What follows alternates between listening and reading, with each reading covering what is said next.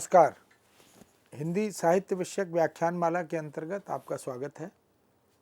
हम हिंदी साहित्य की गद्य और पद्य विधाओं पर, उसकी विभिन्न धाराओं पर, उसके रचनाकारों पर, प्रवृत्तियों और वैशिष्ट्य पर, भाषा और शिल्प पर चर्चा परिचर्चा कर रहे हैं। आज इस श्रृंखला में हमने विषय चुना है लोक भाषा के निबंधकार हजारी प्रसाद द्विवेदी। हम जानते हैं कि हिंदी गद्य की अनेक विधाएं आधुनिक युग में हमें प्राप्त होती हैं।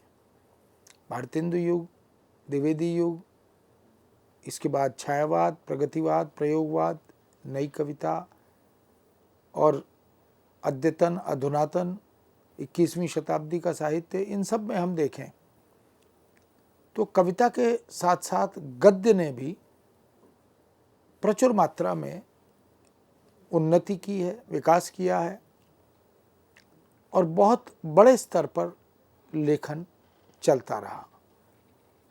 गद्य में उपन्यास, कहानी, नाटक, एकांकी, आलोचना, जीवनी, रेखाचित्र, संस्मरण, डायरी, पत्रकारिता, अनुवाद आदि बहुत सी विधाओं को लेकर हम देख सकते हैं कि लेखन हुआ है। व्यंग्य भी प्रचुर मात्रा में लिखे गए। उनमें एक बहुत ही महत्वपूर्ण और प्रासंगिक विधा है निबंध। निबंधकार भारतेंदु युग से आज तक अगर हम देखें तो हिंदी में समसामयिक विषयों पर, मनोविश्लेषण की दृष्टि से मनोविकारों पर और इसी तरह इतिहास पर, चरित्र और पात्रों पर, भारतीय गौरवशाली अतीत पर, काव्यशास्त्र पर, भाषा विज्ञान पर, भाषा के विभिन्न आयामों पर न जाने कितने प्रकार के निबंध लिखे जाते रहे। हास्य और व्यंग्य से युक्त निबंध भी प्रचुर मात्रा में लिखे गए। तो निबंध एक ऐसी विधा है जो अपने नाम से ही चरितार्थ होती है। विषय विशेष को विधिवत बांधना, ये जो रचनाकार है, जो गद्यकार है, वो किसी भी विषय को जब एक सुनिश्चित आकार देते हुए, शब्दों के विशिष्ट चयन के आधार पर, अवधारणा को स्पष्ट करते हुए, सैद्धांतिकी को स्पष्ट करते हुए निबंध लिखता है, तो उससे विषय की बोधगम्यता, स्पष्टता यह उद्घाटित होती है। बहुत से निबंधकार हिंदी साहित्य में हमें प्राप्त हुए। भारतेंदु भी अपने आप में एक बड़े निबंधकार के रूप में रहे। भारतेंदु युग से निबंधों का लेखन, हिंदी साहित्य में आगमन यह हो गया था। भारतेंदु युग के जो मंडल के कवि थे, उन्होंने भी प्रचुर मात्रा में निबंध लिखे। पत्रकारिता के आगमन के कारण अखबारों में, पत्र पत्रिकाओं में भी निबंध लिखे गए और साहित्यिक निबंध भी लिखे गए। साहित्यिक निबंधों में शास्त्रीय निबंध भी लिखे गए। इस दृष्टि से किसी व्यक्ति के प्रदेय को लेकर, व्यक्ति की, रचनाकार की भाषा शैली को लेकर निबंध लेखन की एक सशक्त सुदीर्घ परंपरा रही है। प्रताप नारायण मिश्र ने और बालकृष्ण भट्ट ने, इसी तरह से हजारी प्रसाद द्विवेदी, इस अगर हम भारतेंदु युग के बाद चलें तो महावीर प्रसाद द्विवेदी स्वयं एक बहुत स्थापित निबंधकार थे, पत्र पत्रिकाओं में भी लिख रहे थे। और उसी युग में प्रताप नारायण मिश्र, मैथिली शरण गुप्त, इसी तरह सियाराम शरण गुप्त, बहुत से निबंधकार हमें मिलते हैं। सरदार पूरण सिंह, उन्होंने भी निबंध बहुत अच्छे, बड़े प्रेरक लिखे। और धीरे धीरे ये निबंध लेखन की परंपरा छायावाद में भी, प्रसाद जी ने काव्य कला और अन्य निबंध नाम से जो पुस्तक संकलित की, उसमें बहुत अच्छे निबंध हैं। वो नाटक को लेकर, कविता को लेकर, भाषा को लेकर, मंचन को लेकर उन्होंने बहुत प्रेरक निबंध लिखे। महादेवी वर्मा, पंत निराला और इसी प्रकार अज्ञे ने, नई कविता के ज़माने में अगर हम देखें तो धर्मवीर भारती ने, और इधर आचार्य रामचंद्र शुक्ल तो निबंधकारों में शीर्षस्थ माने ही जाते हैं। उन्होंने कविता क्या है जैसा आज भी शास्त्र पर चिंतन करने वाले लोग उस निबंध को पढ़े बिना, शोधार्थी उस निबंध को जाने बिना आगे नहीं बढ़ पाते। साधारणीकरण जैसे विषय पर निबंध लिखा। शुक्ल जी इस दृष्टि से बहुआयामी व्यक्तित्व के धनी थे। चिंतामणि भाग 1, भाग 2, भाग 3, भाग 4 निबंधों की उनकी बृहत रचना है। अनेक प्रकार के उन्होंने मनोभावों को लेकर, मनोविकारों को लेकर, सैद्धांतिकी पर, शास्त्रीय निबंधों पर उनका अधिकार था। हजारी प्रसाद द्विवेदी भी ऐसे, नंदुलारे वाजपेयी ने भी निबंध लिखे, रामविलास शर्मा ने भी निबंध लिखे। बहुत बड़ी पंक्ति निबंधकारों की हमें मिलती है। हजारी प्रसाद द्विवेदी भी शुक्ल जी की तरह इतिहासकार भी थे और निबंधकार भी थे। द्विवेदी जी ने गद्य लेखन पर विशेष अधिकार प्राप्त किया था। उनके उपन्यास और उनकी साहित्य के इतिहास विषयक पुस्तकों का एक क्रम, इसी प्रकार जो निबंधों की वस्तु है, जो विषय है, उसको भी द्विवेदी जी ने विशेष बनाया। वो इतिहास, संस्कृति, परंपरा, प्रकृति, लोक जीवन, इसको केंद्र में रखकर ऐसे ऐसे विषयों पर निबंध लिखे जहां सामान्यतः लोग पहुंच नहीं पाते, सोच भी नहीं पाते, नाखून क्यों बढ़ते हैं, इस विषय पर भी उन्होंने निबंध लिखा। कुटज जैसे, अशोक के फूल जैसे विषयों पर जिधर दृष्टि नहीं जाती, उन विषयों को भी द्विवेदी जी ने अपने निबंधों के माध्यम से हिंदी साहित्य के अध्येताओं के समक्ष, शोधार्थियों के समक्ष उद्घाटित किया। द्विवेदी जी ललित निबंधों के लिए भी ख्याति प्राप्त हैं। द्विवेदी जी की भाषा संस्कृतनिष्ठ है, किंतु लोक में बोधगम्यता के कारण पहचानी जाती है, स्पष्ट भी है, सहज भी है। अगर कोई विषय को आत्मसात करना चाहता है तो द्विवेदी जी उसको परत दर परत खोलते चलते हैं। ये लोक भाषा के निबंधकार के रूप में हजारी प्रसाद द्विवेदी ने अपनी एक विशिष्ट पहचान बनाई है। हिंदी साहित्य के पूरे नक्षत्र और आकाश को देखें तो द्विवेदी जी एक दैदीप्यमान नक्षत्र की तरह आलोकित हैं।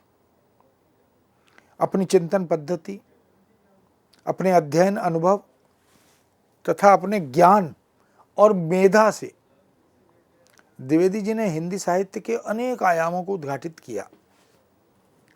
द्विवेदी जी के समग्र लेखन को देखें, साहित्य को देखें तो उनके अध्येता होने का प्रमाण मिलता है। वो भारतीय गौरवशाली अतीत को विधिवत आत्मसात करते हैं। परंपरा और संस्कृति के पोषक बनकर वो अपनी रचनाओं के माध्यम से उपस्थित होते हैं। इसलिए उनके लेखन में, उनके साहित्य में अनेक आयाम हमारे सामने उभर कर आते हैं। द्विवेदी जी को हम एक सशक्त इतिहासकार के रूप में भी देखते हैं, और इतिहासकार की जो, साहित्य के इतिहास के लेखक की जो दृष्टि होती है वह नितांत भिन्न होती है। संवेदनाओं के आधार पर, चित्तवृत्तियों के आधार पर, समाज के बदलते अर्थ और स्वरूप के आधार पर इतिहासकार अपने लेखन को दिशा देता है। इतिहासकार के साथ साथ चाहे आदिकाल पर उनका आधिकारिक ग्रंथ हो, भूमिका के रूप में, हिंदी साहित्य की भूमिका के रूप में, वो एक स्थापित लोकप्रिय उपन्यासकार भी थे। द्विवेदी जी के उपन्यासों के नामों को देखकर भी हम अनुमान लगा सकते हैं कि उन्होंने भारतीय ज्ञान परंपरा को, इतिहास परंपरा को, मूल्य परंपरा को देखा है, समझा है, आत्मसात किया है। वो अपने उपन्यासकारों के माध्यम से अनुपम, अतुल्य प्रदेय के कारण और सर्वाधिक पहचान निबंधकार के रूप में बनाने वाले द्विवेदी जी ने अपने साहित्यिक प्रदेय से अपनी आलोचनात्मक क्षमताओं का परिचय दिया है। एक समीक्षक की दृष्टि उनके पास है, एक चिंतक विचारक की दृष्टि उनके पास है। वो एक अनुसंधित्सु की तरह, एक खोजी साहित्यकार की तरह विषय की तह में, उसकी जड़ में जाते हैं और निश्चित रूप से जब वो उसे उद्घाटित करते हैं, उसकी चर्चा परिचर्चा करते हैं, उसकी विवेचना करते हैं, तो बहुत से ऐसे आयामों को वो हमारे समक्ष चित्रित और प्रस्तुत करते हैं जो नितांत नवीन प्रतीत होते हैं, अछूते प्रतीत होते हैं। अपनी गहन गंभीर शोध वृत्ति से भी वो हमें परिचित कराते हैं। साहित्यकार यदि शोधार्थी बन जाए, यदि विषयों के गहन गंभीर अध्ययन की तह तक पहुंच जाए, तो निश्चित ही एक मौलिकता और नवीनता उसके साहित्य के माध्यम से उपस्थित होती है। हिंदी साहित्य की भूमिका और हिंदी साहित्य का आदिकाल, ये दोनों बड़े दुर्लभ ग्रंथ द्विवेदी जी के माने जाते हैं। उनकी रचना धर्मिता, उनकी लेखन क्षमताएं, इनका बोध भी उनके साहित्य से होता है। उनके 4 बृहत और विराट उपन्यास हिंदी उपन्यास के उत्तरार्ध काल को जीवनी प्रदान करते हैं। प्रसाद जी तक आते आते उपन्यासों का अर्थ स्वरूप थोड़ा बदल गया था, चाहे कंकाल उपन्यास हो या तितली उपन्यास हो। प्रेमचंद ने भी छोटे और बड़े अनेक उपन्यासों को हमारे सामने प्रस्तुत किया। निर्मला है, कायाकल्प है, गोदान है, गबन है। लेकिन द्विवेदी जी ने जब उपन्यासों के क्षेत्र में कदम रखा तो निश्चित रूप से वो इतिहास, ऐतिहासिक पात्र, इतिहास से लिए गए चरित्र, उनको उठाते हैं, उनके प्रसंगों और घटनाक्रमों को उठाते हैं। चारुचंद्र लेख, बाणभट्ट की आत्मकथा अत्यंत लोकप्रिय प्रसिद्ध उपन्यास है, पुनर्नवा और अनाम दास का पोथा। ये 4 उपन्यास मील का पत्थर बन गए हिंदी जगत में। इन चारों उपन्यासों ने द्विवेदी जी को एक अलग तरह की छवि और पहचान दी। द्विवेदी जी का भारत बोध इन उपन्यासों के माध्यम से उद्घाटित होता है। भारत बोध के लिए हमारे वैदिक, औपनिषदिक, पौराणिक तमाम तरह के साहित्य और साहित्यिक परंपरा का ज्ञान होना चाहिए। हमारी जो परंपराएं हैं, हमारी जो रीति रिवाज हैं, हमारे जो सांस्कृतिक मूल्य हैं, उनकी भी जानकारी होनी चाहिए। द्विवेदी जी ने उन सब का परिचय दिया है। सांस्कृतिक चेतना के परिचायक बनकर द्विवेदी जी की भाषा शैली और विलक्षणता पर जब दृष्टि डालें तो संस्कृत निष्ठता, सरलता और प्रांजलता, ये त्रिवेणी उनकी भाषा शैली में, अभिव्यक्ति कौशल में दिखाई देती है। पद्म भूषण भारत देश का एक दुर्लभ अलंकरण है। द्विवेदी जी को इस अलंकार से विभूषित किया जा चुका है। साहित्य अकादमी से उन्हें आलोक पर्व पुस्तक पर साहित्य अकादमी पुरस्कार से भी सम्मानित किया गया है। तो पद्म विभूषण और साहित्य अकादमी पुरस्कार द्विवेदी जी को प्राप्त हुए हैं। इससे ये पता लगता है कि द्विवेदी जी की प्रतिभा सामान्य प्रतिभा नहीं है, विशिष्ट प्रतिभा है। वो अपने साहित्य से, साहित्यिक रचनाओं से अपनी एक अलग छवि, अपनी एक अलग पहचान बनाते हैं। उनकी रचनाओं को पढ़ते ही ये बोध होता है, भाषा को देखकर, शैली को देखकर, शब्द चयन को देखकर, कि ये रचना हजारी प्रसाद द्विवेदी की रचना है। लखनऊ विश्वविद्यालय ने उन्हें उनके साहित्यिक प्रदेय के आधार पर सर्वोच्च मानद उपाधि डीलिट भी प्रदान की, उससे अलंकृत किया। हम जानते हैं अकादमिक दुनिया में डीलिट की उपाधि शीर्षस्थ या सर्वोच्च उपाधि है। पीएचडी के बाद डॉक्टर ऑफ लिटरेचर के रूप में ये उपाधि प्रदान की जाती है। द्विवेदी जी के उल्लेखनीय ग्रंथों में अशोक के फूल, विचार और वितर्क, कल्पलता, कुटज तथा अद्भुत निबंध आलोक पर्व, इनको सदा सर्वदा याद किया जाता है। यानी द्विवेदी जी के निबंधों की बात हो, चर्चा हो, तो आलोक पर्व को विस्मृत नहीं किया जा सकता। और हिंदी आलोचना की दुनिया में उनकी कृतियों में सूर साहित्य, कबीर और कालिदास का लालित्य योजना, इन सब को ससम्मान, सश्रद्ध आत्मसात किया जाता है, नमन किया जाता है। अध्ययन करते हुए उनका रसास्वाद किया जाता है। हजारी प्रसाद द्विवेदी जी की समस्त रचनाओं के संग्रह के रूप में हम हजारी प्रसाद द्विवेदी ग्रंथावली, जो 11 खंडों में प्रकाश में आई है, उसको देखते हैं। द्विवेदी जी का जन्म सन 1907 ईस्वी में छपरा, जिला बलिया, उत्तर प्रदेश में हुआ था। काशी के संस्कृत महाविद्यालय से आपने शास्त्री की परीक्षा उत्तीर्ण की थी और सन 1930 में काशी हिंदू विश्वविद्यालय से ज्योतिषाचार्य की उपाधि भी प्राप्त की। ज्योतिष में अभिरुचि द्विवेदी जी के एक अलग तरह के अध्ययन और अभिरुचि की ओर संकेत करता है। भारतीय उद्भव, विकास, विभिन्न धाराओं, परंपराओं, क्षेत्रों, आयामों, अनुशासनों का ये वो करते चलते हैं।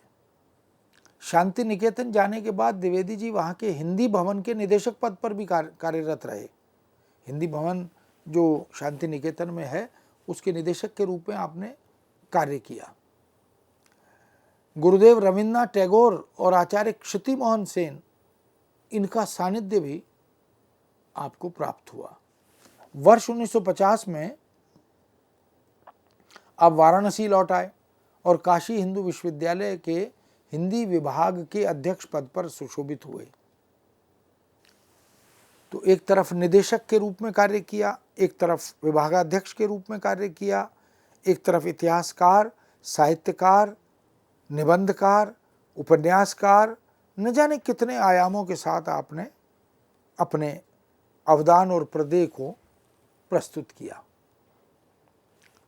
देश और दुनिया की प्रतिष्ठित हिंदी सेवी संस्था काशी नागरी प्रचारणी सभा, उसके आप अध्यक्ष भी रहे 1952-53 में।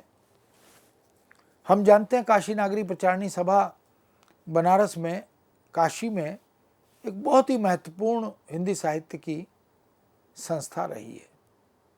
आज भी अगर हम बृहत हिंदी साहित्य के बृहत इतिहास की बात करें तो न भूतो न भविष्यति, इस तरह के इतिहास का लेखन। हिंदी शब्द सागर की बात करें, शब्द सागर की भूमिका के रूप में महावीर प्रसाद द्विवेदी, हजारी प्रसाद द्विवेदी की तरह आचार्य रामचंद्र शुक्ल के इतिहास की बात करें, शुक्ल जी ने हिंदी साहित्य का जो इतिहास दिया वो वास्तव में हिंदी शब्द सागर की भूमिका के रूप में था। तो अनुमान लगा सकते हैं कि उस समय के रचनाकार जब किसी भी क्षेत्र में लेखन करते थे, चिंतन मनन करते थे, तो वो अनेक आयामों के साथ आगे बढ़ते थे।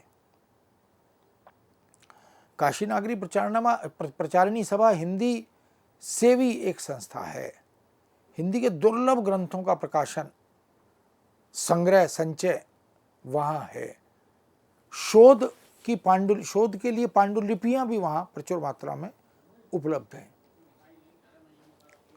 इस तरह हम देख सकते हैं कि सन 1955 में राष्ट्रपति द्वारा नामित प्रथम राजभाषा आयोग के सदस्य भी द्विवेदी जी बने।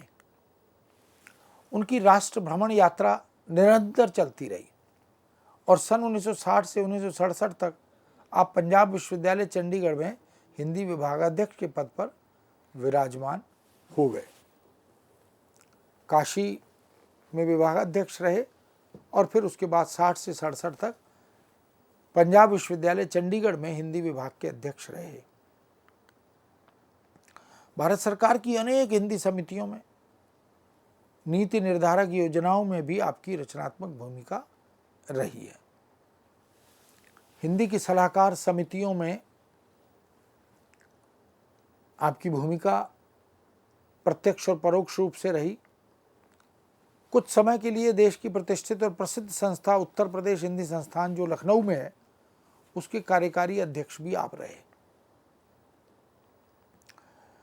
यह संपूर्ण परिचय द्विवेदी जी की प्रतिभा का द्योतक और परिचायक है। द्विवेदी जी के ज्ञान लोक का परिचायक है। उनके संस्कृत, प्राकृत, अपभ्रंश, हिंदी और बांग्ला आदि भाषाओं के आधिकारिक ज्ञान का भी परिचायक है। इस तरह उनका जो अध्ययन है, उनका जो बोध है, वो अत्यंत गहन गंभीर है। द्विवेदी जी के संपूर्ण निबंध साहित्य में उनके इतिहास बोध, उनकी दार्शनिक चेतना, उनके संस्कृति और धर्म विषयक गंभीर गहन अध्ययन की उल्लेखनीय भूमिका इन निबंधों के पीछे पृष्ठभूमि के रूप में दिखाई देती है। अगर द्विवेदी जी संस्कृति के अध्येता ना होते, धर्म के ज्ञाता ना होते, दर्शन की सूझबूझ न रखते, इतिहास बोध को वो उतनी ही गंभीरता से ना लेते, तो संभवतः अपने साहित्य के माध्यम से, अपने निबंधों के माध्यम से वो उन सब मूल्यों की पुनर्व्याख्या, पुनराख्यान न कर पाते जो उन्होंने कर दिखाया है। इन्हीं सब कारणों से द्विवेदी जी को भारतीय संस्कृति की गहरी पैठ का रचनाकार माना जाता है। भारतीय संस्कृति समेकित संस्कृति भी है, अनेकता में एकता की संस्कृति भी है, और उस संस्कृति से जुड़े हुए मूल्यों को, परंपराओं को, रीति रिवाजों को द्विवेदी जी बड़ी गंभीरता से अपने लेखन से, अपनी रचना धर्मिता से जोड़ते चलते हैं। द्विवेदी जी के संपूर्ण निबंध साहित्य पर दृष्टि डालें तो उन्हें भारतीय संस्कृति के पुनर्आख्याता के रूप में हम देख सकते हैं। जैसे मैथिलीशरण गुप्त ने भारत भारती लिखी, तो उन्हें पुनराख्यान करने वाला, पुनराख्याता सिद्ध करने वाला शोध कार्य हमारे सामने आया। भारतीय संस्कृति के पुनराख्याता के रूप में आधुनिक चेतना के प्रणेता, परंपरा, मूल्य, इतिहास, इसका पुनराख्यान और फिर आधुनिक चेतना से उन्हें जोड़ना, भारत बोध और भारतीय ज्ञान परंपरा, भारतीय चिंतन परंपरा, इनके प्रबल और समर्थ सशक्त उद्घाटक अगर कोई बन सका तो वो हजारी प्रसाद द्विवेदी है। उनके संस्मरण साहित्य को, उनके पत्र लेखन को, उनके इतिहास बोध को, उनकी शोध वृत्ति को याद करते हुए उनकी मौलिकता, उत्कृष्टता, सृजनशीलता, इन सब को भी हिंदी जगत और भाषा और साहित्य के लिए वरदान माना जाता है। वास्तव में हजारी प्रसाद द्विवेदी के पास गौरवशाली भारतीय अतीत का खजाना है।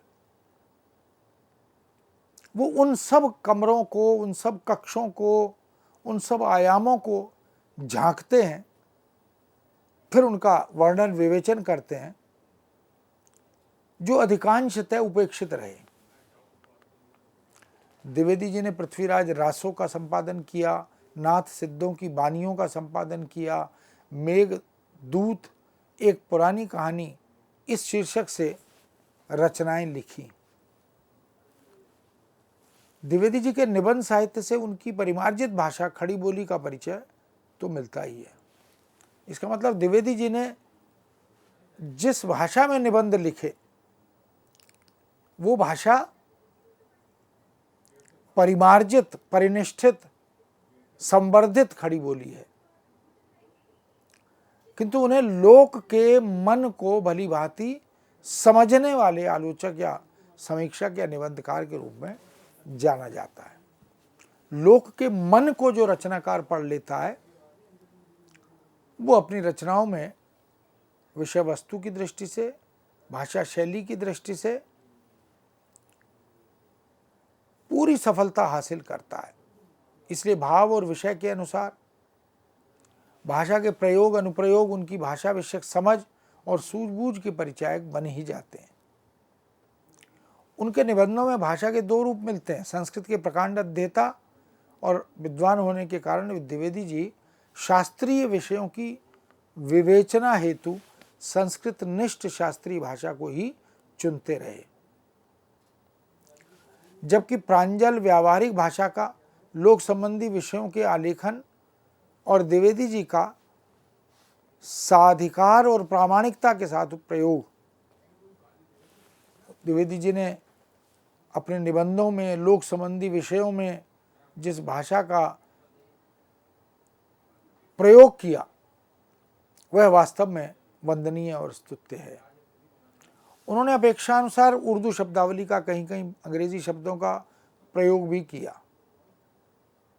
निबंधों में भी उनकी अध्यापकीय शैली भाषा को सहज, सरल और बोधगम्य बनाने की पक्षधर रही है। शिक्षक यदि एक बार अपने धर्म का निर्वाह कर ले तो उसकी जीवन शैली में, उसकी सोच और दृष्टि में, उसकी रचना धर्मिता में वह शिक्षक प्रतिबिंबित होता है। वही द्विवेदी जी के साहित्य में भी, निबंधों में भी हम देख सकते हैं। महत्वपूर्ण यह भी है कि शास्त्रीय भाषा के प्रयोग में द्विवेदी जी प्रवाह को खंडित नहीं होने देते। सहजता, सरलता को बनाए रखने में वे पूर्णतः समर्थ दिखाई देते हैं। इस तरह मित्रों, हजारी प्रसाद द्विवेदी के निबंध वास्तव में हिंदी साहित्य की एक दुर्लभ उपलब्धि है। इस विषय को हम यहाँ विराम देते हुए अनुमति चाहते हैं। पुनः नए विषय के साथ आपके समक्ष उपस्थित होंगे। आज्ञा दीजिए। नमस्कार।